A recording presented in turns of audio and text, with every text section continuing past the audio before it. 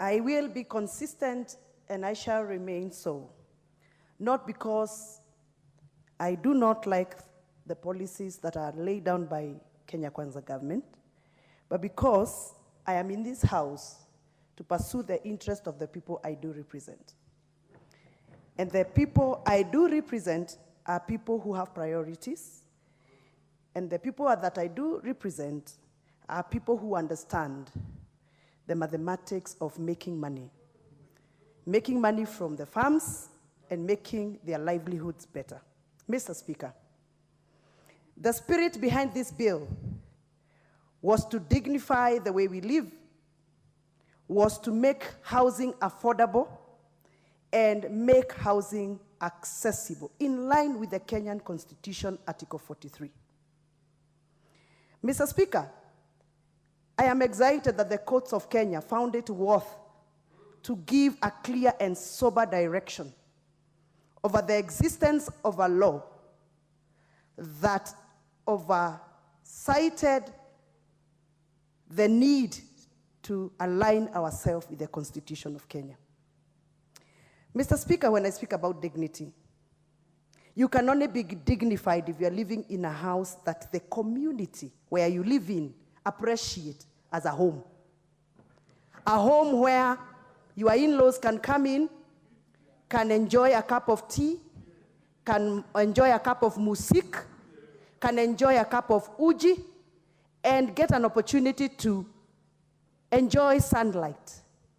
I do not expect that this block of flats that we are proposing we are going to construct in our homesteads are going to dignify our community lives. In fact, they are going to defranchise the cultural setups in our backyards. I cannot imagine my mother-in-law coming to my house in a 6th floor block and live opposite another neighbor who doesn't speak her vernacular and expect her to feel comfortable in such a setting if really you want to dignify me and dignify my people. We cannot come here to purport that we are dignifying people, and we are removing them from their cultural setup, away from what they can access for their cultural dignity, to bring them to a contemporary, modern understanding of what dignity is all about. Mr. Speaker, when I speak about dignity, I will be very excited as a member of parliament, specifically as a woman leader who has served in Kiambu County, and I understand Kiambu County very well. I will be excited if I could hear that we are dignified the people of Ruaburi slums in Kikuyu constituency, where majority leader comes from. I will be very happy to hear that we are giving all the people who live in Ruaburi slums, Kiambori slums. Thank you, majority leader. I would be very happy to hear that the people who are living in Kiambori slums, all of them are going to be dignified, and they're going to be given these houses in the most affordable way for them, remembering that most of them living in the slums have no constant income. They are not employed.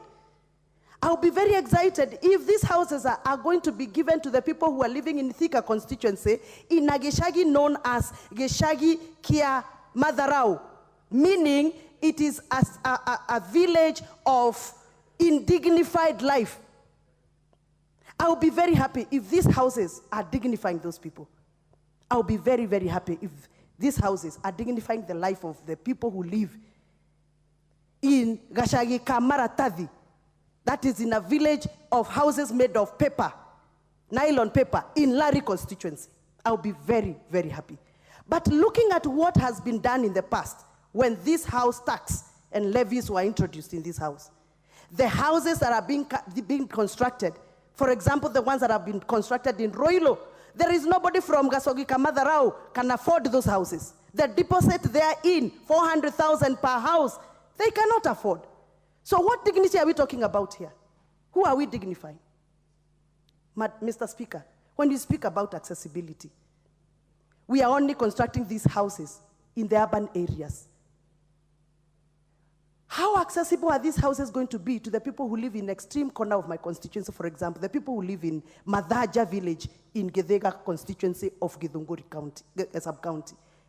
If we actually do the houses in Githunguri town, for example, how accessible are we going to align ourselves within the constitution because this is the spirit of the Constitution.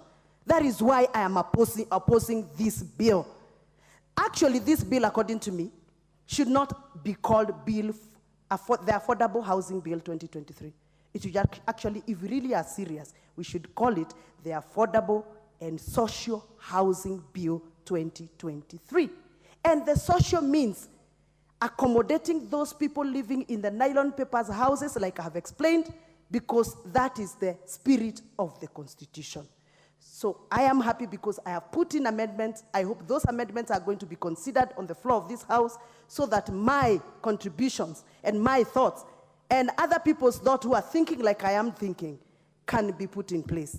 Mr. Speaker, when I speak about affordability, I do not think that the concept of stone and cement is what is affordable to my voters.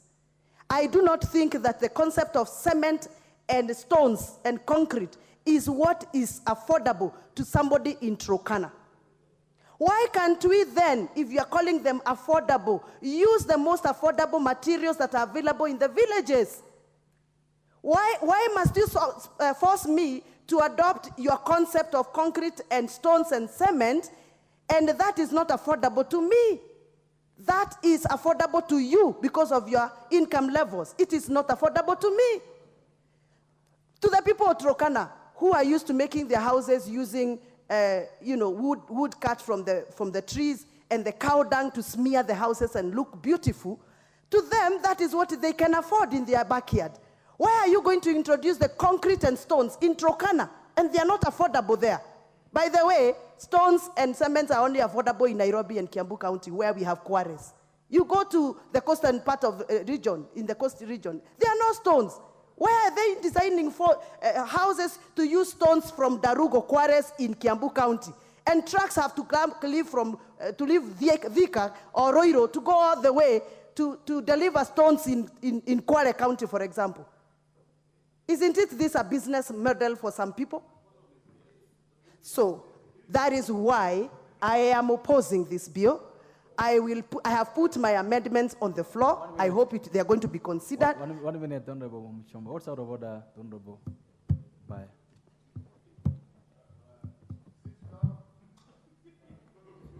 Honorable Speaker, I rise to a point of order on misinformation, because the coast region is known for the coral stone.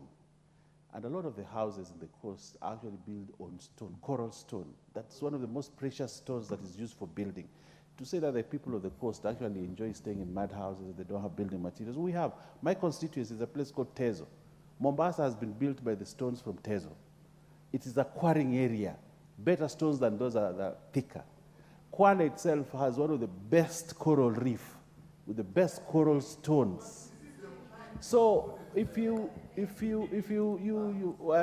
what's out of order? Wamuchomba is a very well-informed person, but she should not distort facts. Okay. She should not distort facts and misinform people. We have very good building stones. And our houses, almost every house in Kilifi now is built. Thank you, the Honorable Baya. I think the Honorable Member is... Mr. Speaker, I think the Honorable, my friend, wanted to inform me, but he did not request me for permission to be informed, because I don't think I was out of order. So next time, don't misuse the standing orders. Mr. Speaker, as I conclude, allow me to address the issue of land.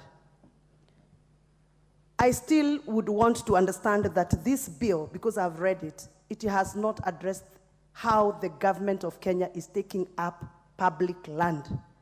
The legal framework around taking over pieces of land in our backyards is something that's still not addressed by this bill. No wonder I am not supporting it. You cannot come to my county and my sub-county and purport to take over public land to construct houses, land that was alienated for some project that serves the community. For example, in Githunguri constituency, there is a proposal to take up land that was supposed to be used for our Mau Mau veteran memorial activities and cultural activities. And there is a lot of coercion happening so that that community can lose that land to affordable housing. I still feel this is not right. There is no right. No. Allow her 30 seconds to finalize.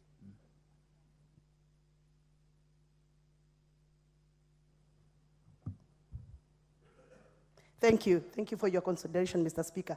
I still feel that there is no right inclusion of the legal approach on how the government, through this affordable social housing bill, is going to take over land that is supposed to be community land. And therefore, I oppose this bill, and I have put my amendment to see whether my concerns and the concerns of the people I represent have been captured in this bill. Thank you. Minority Whip.